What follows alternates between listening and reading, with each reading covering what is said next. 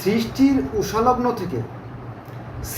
উষালগ্ন থেকে মানুষ সৃষ্টিকর্তা সম্পর্কে চিন্তা করত যে এই যে বিশ্ব ব্রহ্মাণ্ড সুশৃঙ্খল ও সুনিয়ন্ত্রিতভাবে পরিচালিত হচ্ছে, নিঃসন্দেহে এর পিছনে একটা শক্তি আছে। এই যে সূর্য উঠছে, সূর্য ডুবছে, চাঁদ উঠছে, চাঁদ সরে যাচ্ছে, মেঘ হচ্ছে, বৃষ্টি হচ্ছে, গাছে ফুল ফল, নদী ভরা জল, পাখির কণ্ঠে গান, হ্যাঁ, এই যে সুশৃঙ্খল একটা বেশ পরিবেশ, এটা নিয়ে মানুষ ভাবছে। মানুষ শুধু এখানে ভাবে না, আরও ভাবছে যে আমি কে, আমি কি, আমি কোথা থেকে আসলাম, আমি কেন আসলাম, আমাকে কে পাঠালো, আমাকে কেন পাঠালো, আবার কোথায় চলে যাবে, এগুলো ভাবছে। তো এই ভাবনা থেকে, অর্থাৎ এই বিশ্বাস থেকে মানুষের মধ্যে এই ধর্মের জন্ম হয়েছে। আজ থেকে ৮০ লক্ষ বছর আগেও ধর্ম ছিল। ৮০ লক্ষ বছর আগে কেন আপনি জানেন কীভাবে? পৃথিবীর বয়স হচ্ছে ৪৬০ কোটি বছর। পৃথিবীর বয়স ৪৬০ কোটি বছর। পৃথিবীতে জীবের আবির্ভাব ৩৫০ কোটি বছর। ওই সময় সব বড়ো বড়ো, ওই যে আপনার যেমন ডাইনোসর, হ্যাঁ, এই জাতীয় প্রাণী ছিল। আর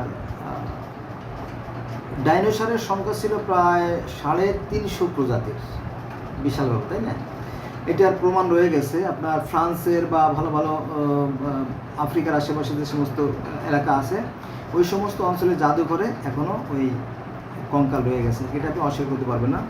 আর একটা বিষয় সেটা হচ্ছে যে ইদানিংকালে, আজকে হচ্ছে ৪/৭/২০২৫ সাল, তো শুক্রবার, তো এই সপ্তাহ ২ আগে আপনার মালয়েশিয়ার যে দ্বীপ আছে না, মালয়েশিয়ার দ্বীপগুলোতে যারা প্রত্নতত্ত্ববিদ, যারা মাটি খনন করে, যারা ভূতত্ত্ব নিয়ে গবেষণা করে, তারা বলতেছে যে আমরা আজ থেকে ১৪,০০০ বছর আগে, ১৪,০০০ না, ১৪ লক্ষ বছর আগের কিছু নিদর্শন পাইছি, প্রায় ৬,০০০-এর মতো।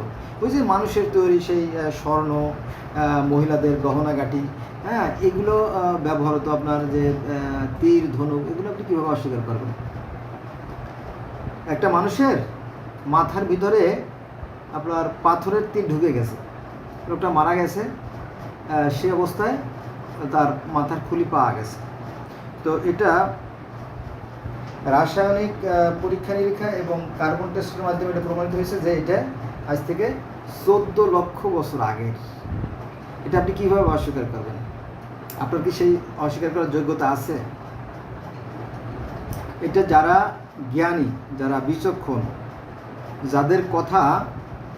যাদের কথা লোহা লক্করেও শোনে, এদের লোহা আছে, স্টিল আছে না, দেখেন যে কিছু প্লাস্টিক, কিছু রাবার, কিছু, হ্যাঁ, এটা সেটা দিয়ে কি জাদুকর একটা যন্ত্র তৈরি করেছে, তাই না? তো বিজ্ঞানীরা বলতেছে এটা, আপনি বলে তো হবে না, হবে? তাহলে এই যে ১৪ লক্ষ বছর আগে বা ২৫ লক্ষ বছর আগেও পৃথিবীতে মানুষ ছিল এবং তাদের ধর্মও ছিল, তারা সৃষ্টিকর্তা বিশ্বাস করত। তবে এরকম লেটেস্ট মডেলের ধর্ম ছিল না।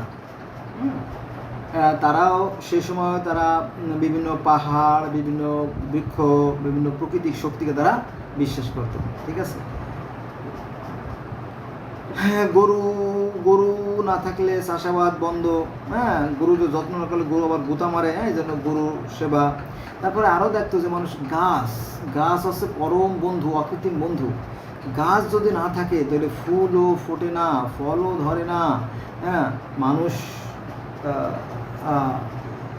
তাই না খেয়ে মারা যাবে। এই জন্য গাছের প্রতি মানুষের শ্রদ্ধা।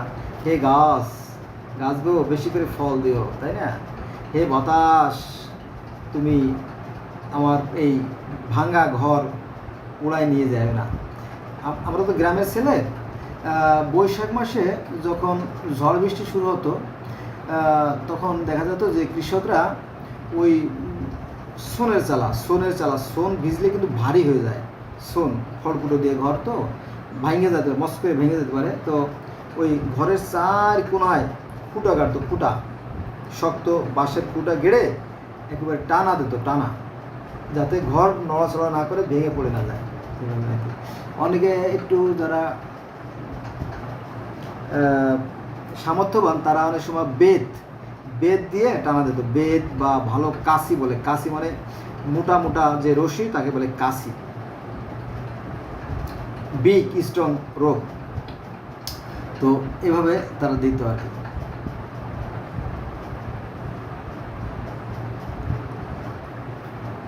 তো এইভাবে প্রাকৃতিক শক্তির কাছে বলো, হে সৃষ্টিকর্তা, হে বাতাস, তুমি আমার এই ভাঙ্গা ঘরটা উড়াই নিয়ে যাবে না, আমার এই ভাঙ্গা ঘরটা উড়াই নিয়ে যাবে না, তুমি রক্ষা করে, তাই না?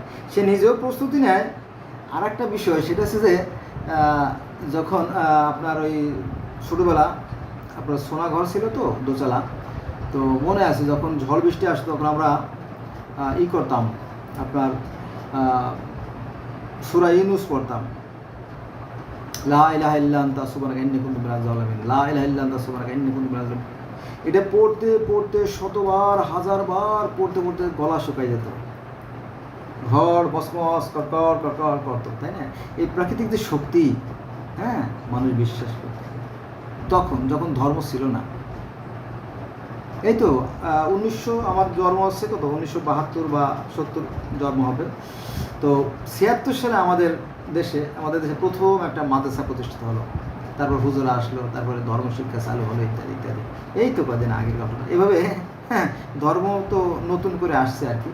এর আগে তো ধর্ম ছিল না, তখন মানুষ কী করবে? তখন ওই প্রকৃতিকে বিশ্বাস করতো, প্রকৃতির শক্তির কাছে মাথা নত করতো, ঠিক আছে? এই ছিল বিষয়। তো তখনও গোত্রপতি যিনি, তাকে খুবই সম্মান করা হতো, দলপতির কথা সবাই মেনে চলতো।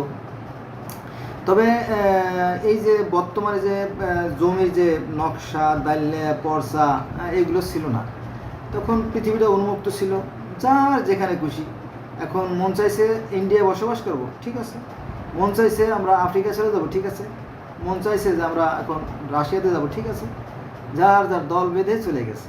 হ্যাঁ, কষ্ট ছিল, শত কষ্টের মধ্যে একটা আনন্দও ছিল, কোনো বাধা দেওয়ার কেউ নাই। তবে বিশেষ করে এই মানুষগুলো ওই সমস্ত অঞ্চলে বসবাস করতো, মানে নদীর কাছাকাছি, নদীর কাছে যেখানে পানি পাওয়া যায়। পানি তো একটা একেবারে, তাই না, মোস্ট ইম্পর্ট্যান্ট, মানে goods for our life. Goods মানে মালপত্র, কিন্তু আবার গুড মনে করে না। তো এরকমই ছিল তখনকার অবস্থা, নদীর কাছাকাছি কাছাকাছি বসবাস করতো। আর এক অঞ্চল থেকে আরেক অঞ্চল যাবো, এক অঞ্চল থেকে আরেক অঞ্চল যাওয়ার কারণ হচ্ছে যে একটা অঞ্চলে যখন তারা পশু শিকার করতো, তখন পশুরা কিন্তু ভয় পেত, ভয় পেয়ে যেখানে মানুষ আসছে তারা তীর মারে, গুলতি মারে, তো এখান থেকে পালাই। তখন পশু যখন চলে যেত, তখন অন্য জায়গায় মানুষেরা যেত।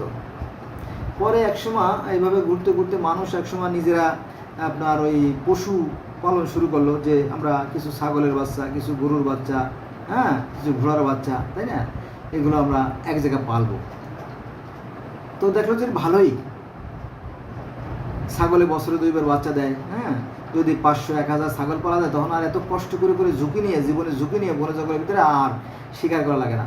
তখন তারা মানুষ কী করলো, সভ্য হয়ে বসবাস শুরু করে দিল। বোঝেন এই কথা?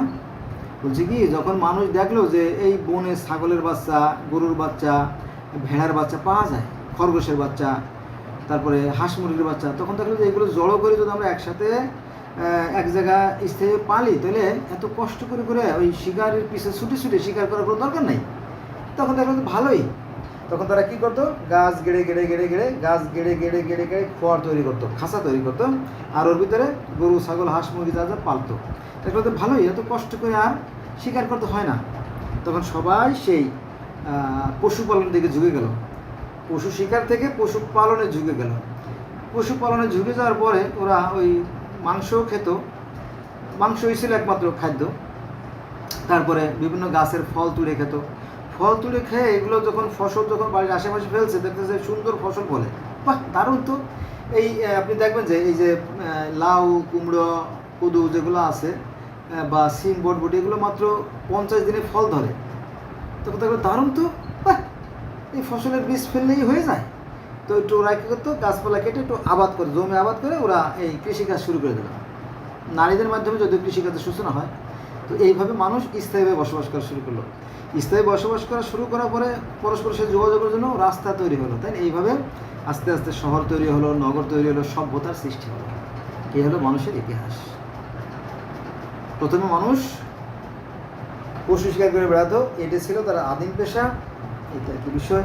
তো এই বিষয়গুলো ভুলে গেলে চলবে না, বা অস্বীকার করলেও হবে না যে আমরা একেবারে জান্নাতি খাবার খাইতাম, পরে জান্নাত থেকে টপ করে পড়লাম, এগুলো সমস্ত গাঁজাখড়ি কথাবার্তা, এগুলো লোভনীয় কথাবার্তা, এগুলো বিশ্বাস করার দরকার নাই।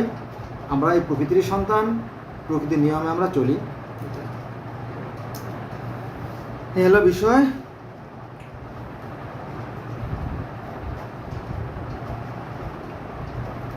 এখন আমরা চলে যাব কোরআনে। কোরআন কি বলে ব্যাপারে? কোরআনে বলতেছে যে তিনি আদি, সৃষ্টিকতার কথা বলা হয়েছে, তিনি আদি, তিনি অন্ত, তিনি যুগপৎ, তিনি ব্যক্ত অব্যক্ত এবং তিনি সর্ববিষয়ে সম্যজ্ঞাত। অর্থাৎ সৃষ্টিকর্তা যখন জগতে কোনো কিছুই ছিল না, কিছু ছিল না, যখন শূন্য ছিল তখন সৃষ্টিকর্তা শক্তিরূপে, তাই না, একটা অদৃশ্য শক্তি বা আধারূপে তিনি ছিলেন।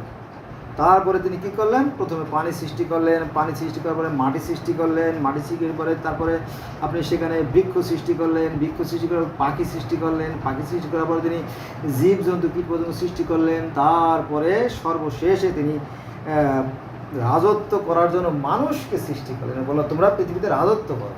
ক্লিয়ার? এটাই তো। তো কোরআনে সেই কথাই বলা আছে যে তিনি আদি, অর্থাৎ তিনিই ছিলেন, আর কেউ ছিল না। তিনি অন্ত, আবার যখন কোনো কিছু থাকবে না তখন তিনিই থাকবেন, আর কিছু থাকবে না। তিনি যুগপৎ, তিনি ব্যক্ত অব্যক্ত। অব্যক্ত মানে কি? তিনি ব্যক্ত মানে তিনি প্রকাশ্য আছেন, আর গোপনেও তিনি আছেন। এই কথাটা যারা সনাতন ধর্মের মানুষ, হিন্দুরা, তারা সিরিয়াসলি বিশ্বাস করে যে তিনি সাকার ও নিরাকার। সাকার আর নিরাকার, অর্থাৎ তিনি আকারেও আছেন, নিরাকারেও আছেন, এটা হিন্দুদের বিশ্বাস। আর আমাদের কোরআনে কিন্তু এটা আছে যে তিনি ব্যক্ত অব্যক্ত, যার বাংলা অর্থ হচ্ছে সাকার নিরাকার। ক্লিয়ার? আরবি যদি করি আমরা, হিন্দুদের কথা বললে হবে সাকার নিরাকার, বাংলায় বললে হবে ব্যক্ত অব্যক্ত, আর আরবি করলে হবে আল জাহের আল বাতিন। ক্লিয়ার? তিনি সর্ববিষয়ে সম্যজ্ঞাত। এটা আছে সূরা হাদীদের 3 নম্বর আয়াতে। আবার সূরা হাদীদের 4 নম্বর আয়াতে বলা হয়েছে যে তোমরা যেখানেই থাকো না কেন তিনি তোমাদের সঙ্গেই আছেন, অর্থাৎ সৃষ্টিকর্তা। তোমরা যা কিছু করো আল্লাহ তা দেখেন, সূরা হাদীদ আয়াত নম্বর 4। অর্থাৎ তিনি সর্বোচ্চ বিরাজমান। এখন সর্বোচ্চ বিরাজমান কিভাবে? তিনি শক্তিরূপে সর্বোচ্চ বিরাজমান। এই যে সূর্য থেকে যে বাতাসটা আসে সেটা এক প্রকার শক্তি, সূর্য থেকে যে তাপটা আসে সেটা এক প্রকার শক্তি, আলো এক প্রকার শক্তি, পদার্থ এক প্রকার শক্তির ঘনীভূত রূপ, তারপর পানিও এক প্রকার শক্তি। সব শক্তির খেলা, তবে শক্তির বিভিন্ন স্তর। এই বিষয়গুলো যারা সাধারণ মানুষ তারা বুঝতে পারে না। ক্লিয়ার? তো বন্ধুরা, কথা তো অনেক, আপনার সাথে থাকবেন, ভালো লাগবে। সৃষ্টিকর্তা মানুষের ভিতরেও আছেন, বাহিরেও আছেন, কলের ভিতরে আছেন, চারিদিকে যেদিকে যাবেন সেদিকে আল্লাহর রূপ। তার মানে কি? তিনি আছেন শক্তিরূপে, চারিদিকে আমাদেরকে ঘিরে আছেন, আমরা তার ভিতরে আছি আর তিনি আমাদের মধ্যে আছেন। এই জিনিসটা বিশ্বাস করলাম। আর এটা গোটা পৃথিবীর যে 900 কোটি মানুষ আছি আমরা সবার জন্য সমানভাবে প্রযোজ্য। আল্লাহ হাফেজ।